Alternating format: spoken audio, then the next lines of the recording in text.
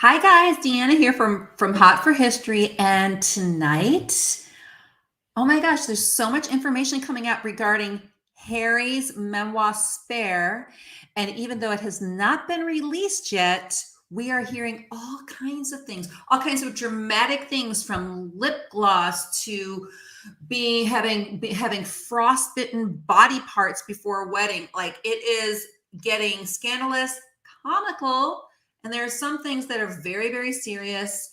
Harry and Meghan continue to talk about how there's gaslighting, a lot of institutional gaslighting, and yet it's ironic that they are airing their dirty laundry for everybody to see, but at the same time, they basically ostracized Thomas Markle, who has apologized repeatedly for taking money for his exposure of private information, apparently, regarding Meghan and Harry's wedding. So there's a lot of hypocrisy here. I wanted to run through 10 additional points. The book Spare, which is Prince Harry's memoir, is set to be released on the 10th of January, just around the time that Kate Middleton has her birthday.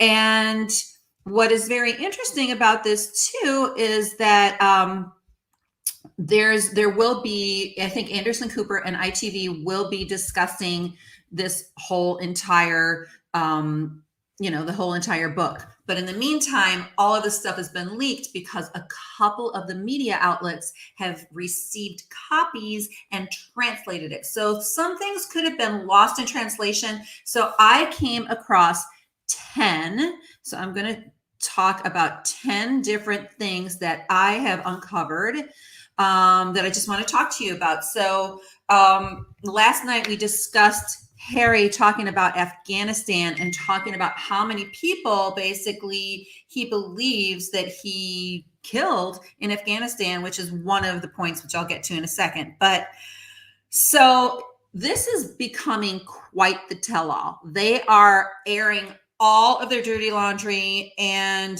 for those of you who have not followed before, we are trying to give them the benefit of the doubt, because up to this point with their docuseries, it was like, okay, well, maybe they're still invited to the coronation.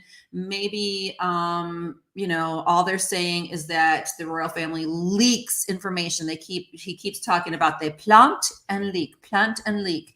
So, but what we're seeing actually is that Harry's doing a lot of leaking himself. So it's not a shock that Prince Harry didn't hold back when it comes to his relationship with Prince William, King Charles, and other members of the royal family. But Spare has a lot more confessions. Some of them, in my opinion, are just downright funny. So Us Weekly, I'm reading an article from Us Weekly, obtained a copy of Harry's memoir in which he reflects on being the spare and to William's heir to the throne. Details, he talks a lot about the loss of his mother, and I feel like if they basically had kept it at that, if he had decided to really talk about the pain he felt with the loss of Diana and what it was like after the fact, but really it sounds like he's been holding in a lot of pain, a lot of struggles, a lot of unresolved, anger and grief, that definitely seems like it is being released in this tell-all book. So I wanted to run through 10 things that were just sort of interesting. One of the things that we do talk about is that he talks about the loss of his mother, and he recalls meeting and falling in love with Meghan. So they do discuss that and their decision to stop working for the royal family. So that should be interesting. I'm really curious to read that. There's 416 pages. This is a pretty big book, and he goes through several different arguments he's had with William, including this intense fight about Harry asking Queen Elizabeth II to keep his beard for his 2018 wedding, and a 2019 altercation that got physical. And I think we've come on this pod, here on my show, and we've discussed, of course, nobody endorses or condones physical violence. But the thing is that we also don't want to necessarily maximize things either, because brothers fight, but brothers argue, brothers fight in relationships. Sometimes we have to do that. So it gets a little confusing because, on the one hand, you don't want to endorse something. On the other hand, so on the one hand, it sounds like he's sort of whining a lot. That's a lot of the criticism he gets. But on the other hand, maybe he has some valid points. So he does share Megan's side of her various struggles with Kate. Now, I can imagine that there's like a culture clash, because there are certain things that have come up here where I'm like, well, I probably would have said that too, that Megan has said. But the difference is maybe I would have said, okay, I apologize. I'm just trying to get used to how you guys do things. But so Kate confronted Megan about a comment that she made about the baby brain, and I'll tell you about that later. It's one of my points. So we'll discuss that. So anyhow, I'm going to run through some points for you guys to check out. One of the first things is their actual press release, which they talk about the book and they discuss just basically like when it's going to be released and all of that. Hold on, I'm looking for it. And so the press release, it was released actually back in October, and it says the book is his memoir, and it's supposed to be about, basically it's called Spare, as we know, and it's a raw, unflinching story full of insight, revelation, self-examination, and hard-won wisdom. About the eternal power of love over greed. Okay, that sounds great. But I think the press and most of us who are reading it, who actually were rooting for it to be all of that and hoping for it to be all of that, have discovered that there's a lot of lack of discernment and a lack of wisdom. So right there in the press release, and I don't know. So Spare, the highly anticipated memoir of the Prince Harry, the Duke of Sussex, to be published globally January 10th by Penguin Random House. Simultaneous publication in 16 languages worldwide, book cover revealed. And then it just basically, I'm not going to read the whole thing, but it just talks about he's basically going to be discussing the pain that he struggled after the loss of his mother. And then there's also an audio version of the book. And with raw, unflinching honesty, Spare is a landmark publication full of insight, revelation, self-examination, and hard-won wisdom, and the eternal power of love over grief.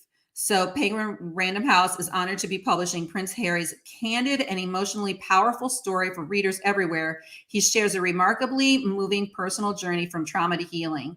And then he says he wishes to support British charities, and donations of the book Spare will be donated 1.5 million to Centibal, an organization he founded with Prince Sioso in their Mother's Legacy, which supports vulnerable children and young people in Lesotho and Botswana affected by HIV/AIDS. Prince Harry will also donate the nonprofit organization Well Child in the amount of 300,000. Well Child, which he has, I love that. I love this part. I love that he's donating to kids with HIV, and I think that that's awesome. And I love, that was one of my favorite things in their, docuseries, was when, they were showing his experience and his life in Lesotho and how important it was to him, and how it's like another home for him, and that Megan, went there with him. So that is something that I think is great. It's something that we should know. I contemplated, not buying the book, but I feel like with what I do, I really need to know. Okay, I'm going to go on to the 10 things, but let me just I like to kind of wait. The ghostwriter has not promoted the book. Why? I read an article. Okay, wait. I don't know, Caroline. I do know that ghostwriters usually are supposed to say just that. They're supposed to stay ghostwriters. They're not supposed to be inserting their opinion with certain things. I think they got a very famous ghostwriter, but technically I think the press and the publicity is supposed to be left to, to whoever the technical author is. And then editing, he may be upset with the editing, but that's not up to him. So that's pretty much what his contract is. Let's read this from Sonatu. Okay, I think Harry has been going through loads of trauma since the loss of his mom. All what the royals need is to counsel him and talk him. You know, I agree with you 1,000%. I feel like, and just to insert this, I have 7 children, 5 that have been internationally adopted, 3 from Ethiopia, 1 from Ukraine, 1 from Guatemala, and only 1 was adopted as a baby. And so I have raised children that have had what they call ACE, and it's just, what is it called? Adverse childhood experiences. And if it's a lifelong, it's years of, and most of those adverse childhood experiences come from loss of their parents, and sometimes in a violent way. And his mom died suddenly and violently. So I do agree with you. It seems to me like there was a lack of parenting, and some people are suggesting that he's sort of stuck in his 12-year-old self, and that's what happens if they don't work through things. Now, I will suggest that he has worked on things and he is becoming more self-aware, but he's doing it publicly. He's doing it for all the world to see. And what happens is you start to, like, things start to unravel, and they start to see all these things and say all these things. Writing is great for that, great for healing. But in his particular case, he is exceptional case in the sense that he is a celebrity, and also sort of, even though technically the royal family doesn't have any authority in government, they kind of do. And so it's like a borderline political position. And so you sort of have to be extra careful. So he's got that on top of it. So I agree with you. I don't think we should be insensitive either. And remember that Will has gone through this, and is somebody who has, I adopted 1 sibling group with 3 kids. And their experiences were very intense, but they all process it differently. So I'm not a psychologist. I'm just a mom who has worked really hard to take kids from that. And I'm so proud of all of those kids. But I will say that I've also recognized that with Harry, that it seems like he's projecting a lot. It seems like he feels, one thing I will say is that it almost seems like it's the first time he's felt like he could breathe and he's in a safe place to express everything, but nobody has taught him the skill of being able to edit himself as well, and being able to use discernment and boundaries with who he's sharing with. That is my 2 cents as, armchair psychologist, which, doesn't really amount to a lot, but I'm just telling you that that's how I feel. Okay. So what I found strange is that he said in the UK that he supports the monarchy. Yeah. I mean, he's we can carry a narrative with us as much as we want. Like, we can say things, but then we have to, like, act them out too, right? So, okay, so let's move on to this list, because some of them are fun, because a lot of this is heavy, but some of it's just kind of fun. So what we learned is that none of us knew, but he does call William Willie, and then he calls his dad Pa. So this, guys, this book gets really almost funny. So the prince revealed that his was frostbitten following an expedition to the North Pole in March of 2011. He recalled telling the story the night before William's wedding.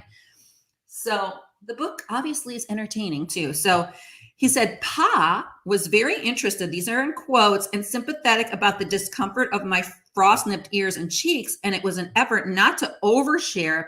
Okay, let's just talk about that quote. Harry, it's an effort not to overshare. Like, if there's anything that I would stamp on this book, would be oversharing. So anyhow, it was an effort not to overshare and tell him also about my equally tender pee. I'm sorry, but I'm not using the big words. Upon arriving home, I'd been horrified to discover that my nether regions were frost-nipped as well. Like, how does that really even happen? Usually that's one of the warmest spots of your body. As well as my ears and cheeks were already healing.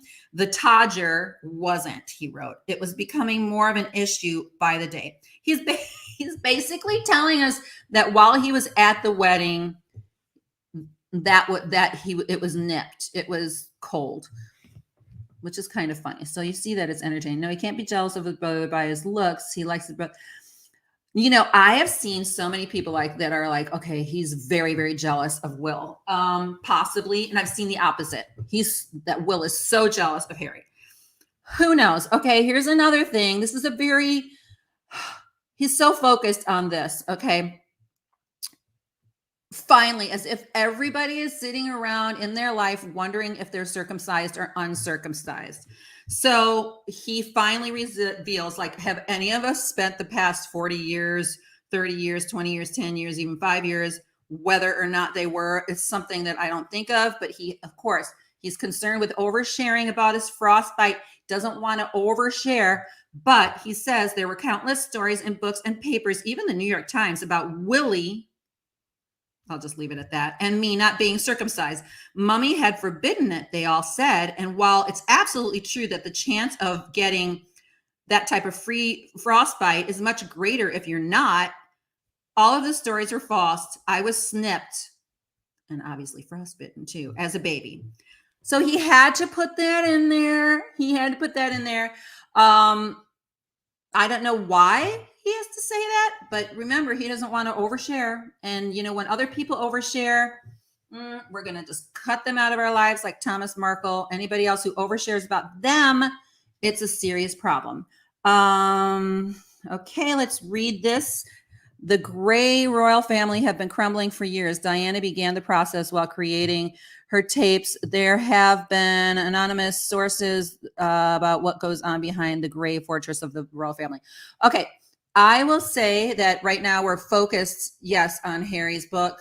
But I agree. There's like no innocent parties here. And Diana, her being brave and speaking out was new. It was like a new thing.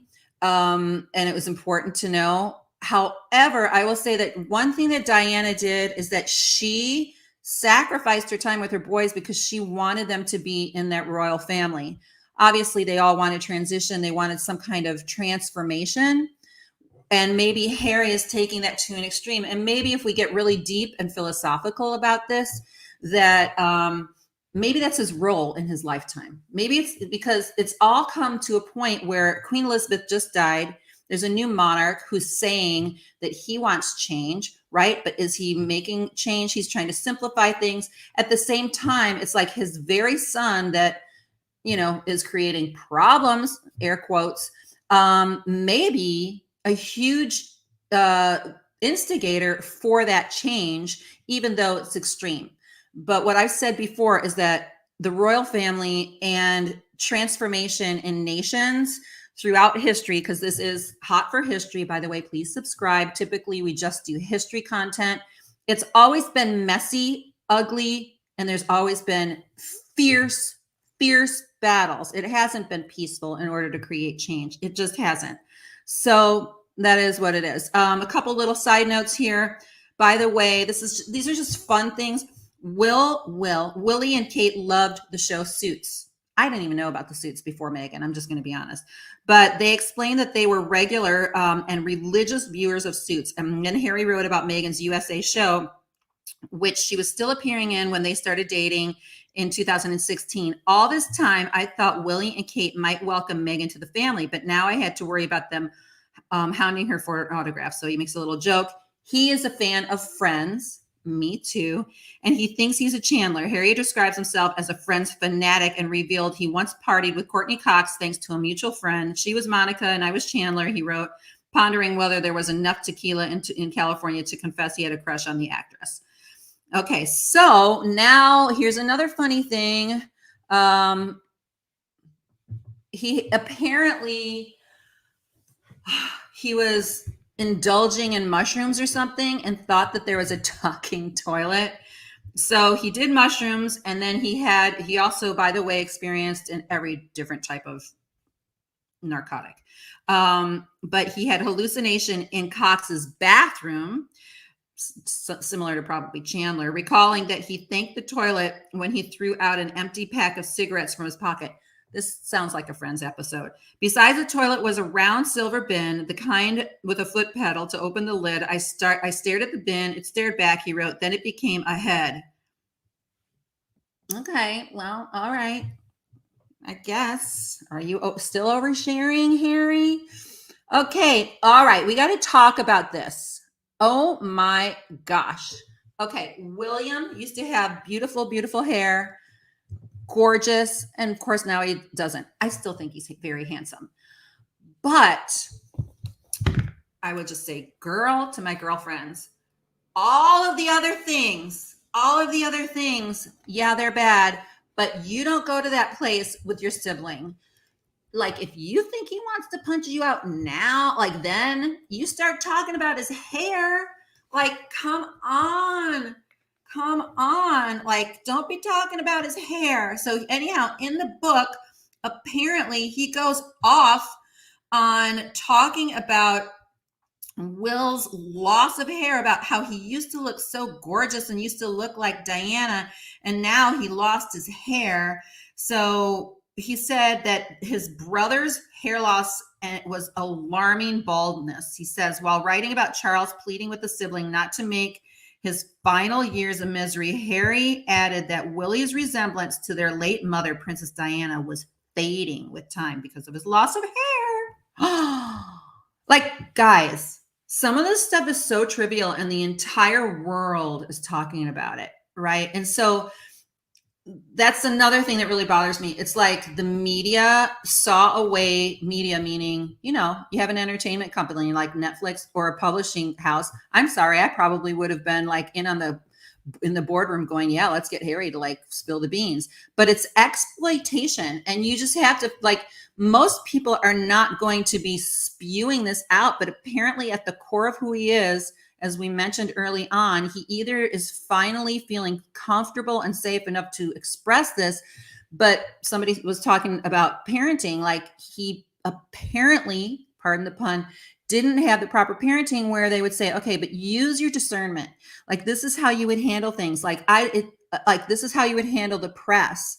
But he just, he doesn't know when to stop. This is trivial stuff, but it's trivial stuff that are like digs to your family. There's certain things, like if you're in a regular family and you start talking about baldness, it's not a big deal. And it's probably not a big deal really to Will, but it just shows how immature and how, come on, do we really need to like be discussing this stuff? And then even this, like, what? Why is this a thing? I cannot wait to read the book because this is just the beginning. Okay, look, I'm from a family of 4 girls. I'm the youngest, and I have 4 daughters. Do you think that we always will just say, sure, take my lip gloss? Like, sometimes we're like, hell no, like, get your own. Now, if you've just met somebody, like if my sister-in-law, I don't know, I would be nervous to ask her to borrow her lip gloss.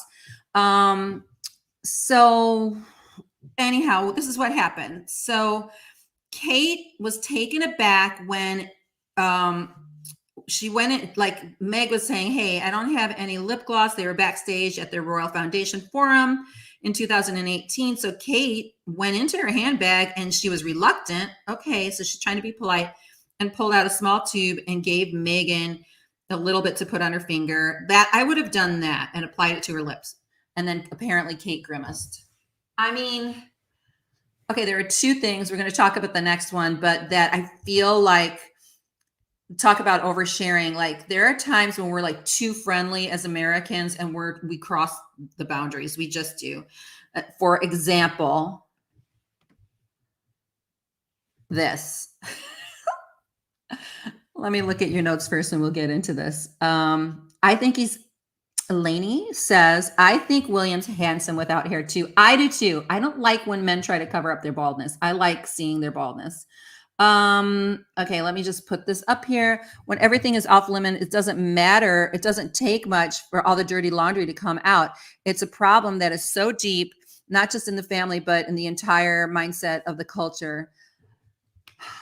That is so true because we're living in a very narcissistic time. We all have a platform. We all do. I'm here talking to you guys. So everybody has a platform.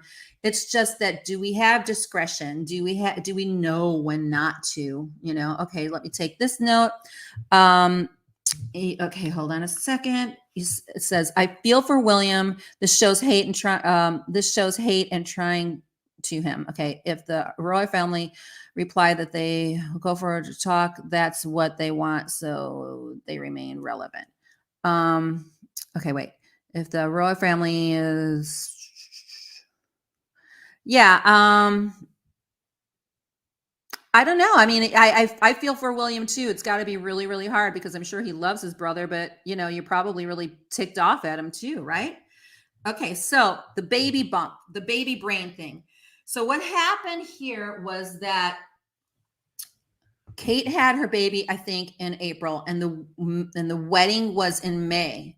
And now, so she has 3 kids under the age of 4, and she's planning the wedding, and she's kind of taking care of the ring bearers, her daughter. There's protocol for what to wear, and apparently they get in an argument. Apparently she forgets something, and then Megan says it must be your baby brain. Now, if my girlfriend or my friend or even my sister-in-law is just saying that and it's just, off the cuff, honestly, I'm not really offended by that. I'm sort of like, okay, yeah, it's probably baby brain. But remember, these are different, it's different culture, and you don't know what he's got words in here, but there's tone behind. If somebody said, oh yeah, it must be your baby brain, then I would be like, excuse me, I would be upset. So what we're missing here is the tone, right? We're missing the tone. So she insulted, it was a baby brain insult, and then they got in a fight. But let's get back to this. Why are we even talking about this? If you have a fight with your sister-in-law, and this is petty, petty stuff that is going in an entire book, and they're being paid hundreds of millions of dollars.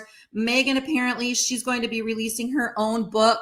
And all we get to hear about, this is an interactive live soap opera social experiment that so many people are focused on, but it's irrelevant. Apparently, Kate apologized. Meg went on Oprah and said that, look, she was the one who was insulted, and Kate apologized, but she never said until this memoir that she was the one who said something to Kate. So they edit it appropriately for themselves, right? Okay, so Harry took laughing gas. By the way, this is just another thing that I'm reading. The Duke of Sussex wrote that Meghan laughed and rolled her eyes after he took, this was when she was in labor, he took several, this was not even long ago, slow and penetrating hits of laughing gas when she was in labor with Archie. And then he joined his wife as she bounced on a giant purple ball when the nurse tried to administer the laughing gas to Meghan as her contractions continued. I don't know, are they still giving laughing gas during labor? I don't know when, none of my friends have done that. Okay, so then again, and then Harry ends up saying that he went to a medium, and because he kind of channels his dead mother, and he asks her things. So just to let you know that there's that kind of woo-woo stuff going on too. I have a few more points that I'll discuss here. Okay, I just put up a short about this. Oh, this is also scathing. It's not like he really said Camilla is the evil stepmother. He said, okay, is she going to be why are you introducing us? Because is she going to be the evil stepmother? And apparently they did not want Charles to marry Camilla at all whatsoever. No, they did not want that. They didn't like it, and they didn't approve. And it was really hard for them. I can imagine. Had to have been really hard because they got married in 2005. Okay, Charles, I've done a short about this. He did have a teddy bear. Okay, he had a teddy bear who took it with him everywhere. He had to have his childhood nanny. Darn it. We all know about that. Well, many of us knew about that, but still, to put it in your memoir, it's like, oh my gosh, so embarrassing, because now he's the king. Apparently he sleeps with Paddington Bear. Let's not judge. Okay, and then this is very sad. So let's kind of break this down. That one of the reasons why we're interested and invested in this is because we remember this image. Many of us, whether we were kids at the time or adults, we saw Harry and William walking behind the coffin of his mother and having to shake hands and talk Apparently, he didn't get much love from this. I feel like this is the core of everything. We all obviously are compassionate for him, but grief counseling is hugely important. It's a lifelong thing when you lose your mother like that. And if you are surrounded by people who are not sympathetic to you and you're just supposed to carry on, which is one of their mottos, it's a problem. It's really a problem. I mean, he can look back at his great grandmother, Queen Victoria. Even she couldn't even get past the grief of her husband, of Albert, who died at the age of 42. Like, she wore black her entire life after that, and she was on the throne for a long, long time. So this is very sad. And it is sort of why we want him to win. And yet what we're seeing is the spewing of all of his trauma and pain and his lashing out because of his lack of counseling, in my opinion. That's my opinion. Okay, so then we discussed this last night. I'm not going to go into it a lot, but this is probably one of the most scariest, damaging thing that he has done in this book, in my opinion. I haven't read the whole book. None of us have. I've got it on order. But when he says that he killed 25 Afghani soldiers, no, like, don't talk about the count and all of that. It's just too much. And then he talks about the first time as a teenager that he had intimate relationships with a 38-year-old woman or something like that. She was twice his age. So that was a whole other thing. So that was pretty scandalous as well. And this is me. I want you guys to subscribe. I am going to take some questions now, and we're going to run through that. So please subscribe and like and share and all of this. So, okay, that's been debunked. Okay, what's been debunked? He said that he was happy when Pa was happy that Camilla was a lovely woman. Yeah, I think they grew into that, but he did say in his book that he was wondering if she was going to be the evil stepmother or not. But he was torn because he wanted his dad to be happy. Okay, so he was already bald. He has some type of artificial sprinklings. Just think if he had married a kind of British girl, it would have been all different. Okay. Let me see. Yes, he's been having problems since his mother died. I mean, I don't know, because I don't live, I'm not British. I don't live in the UK. I've been there several times. I want to go back. I'll probably go back, not during the coronation, but a little bit after.